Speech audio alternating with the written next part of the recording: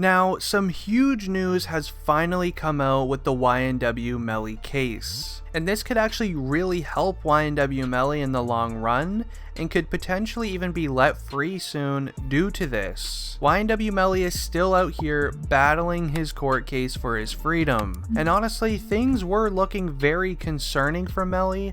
But now with this new information coming out, it seems as if YNW Melly and his lawyers are now making moves for an early release. Make sure you guys watch until the end, as we have so much to cover. Now, allegedly, YNW Melly has been making some huge moves in his case for an early release. I am pretty sure everybody watching this video has most likely heard that there was this small video clip found of YNW Melly a few years ago, basically admitting to doing this act towards his two best friends, YNW Juvie and YNW Sack Chaser. Now, in this little video clip found of YNW Melly, he does say this, and I quote, "There's no regret for the stuff I did for that man to pass." And then according to the description of the video, YNW Melly then put a pen to his head as if it was some sort of you-know-what item. You could probably imagine what I'm talking about. Now, you would think that that would be it for YNW Melly. You would think with the courtroom having this alleged video that that would be it for YNW Melly, and that he's basically done and over with. Well, YNW Melly, yeah, he practically just snitched on himself in this court case. But surprisingly, that video clip evidence may not be usable against him in court. And this will be absolutely huge if this happens. Now, allegedly, YNW Melly and his lawyer is trying to make the video of him basically snitching on himself unusable in court, as it can be taken out of context, and the video could have been used for entertainment purposes to promote his song M on My Mind, one of his biggest, if not his biggest song ever released. Now, if this does end up working and they are able to make this little piece of evidence unusable, I do strongly believe YNW Melly will be free soon. And one of the things they're backing this up with is when that little video clip was found, that is actually when that song was released, apparently. Now, this is alleged, and I just want to make sure that's clear, but apparently that's when that song came out, when this video clip was recorded. And that video clip could have been used as little entertainment purposes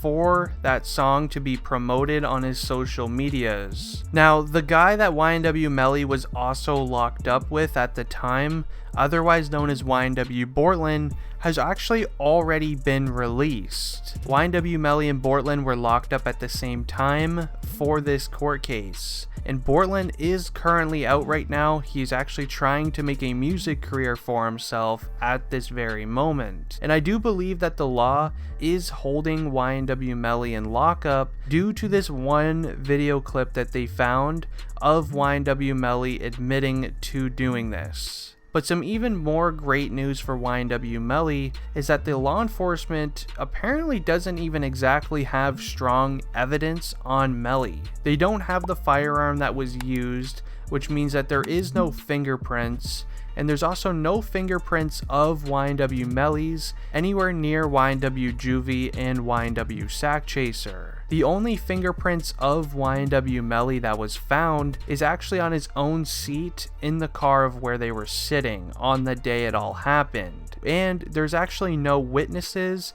or street cameras that captured or witnessed the incident all going down. So the only thing that the law enforcement has currently are these photos that I'm about to share on screen.